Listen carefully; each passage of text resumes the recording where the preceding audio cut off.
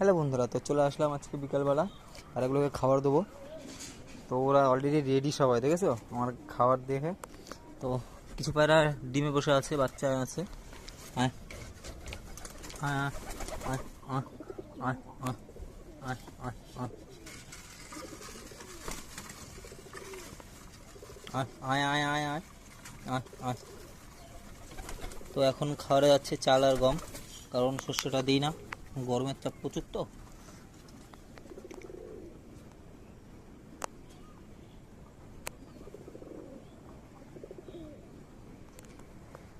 তো এই যে খাচ্ছে, আরেকজন এই যে ছিল।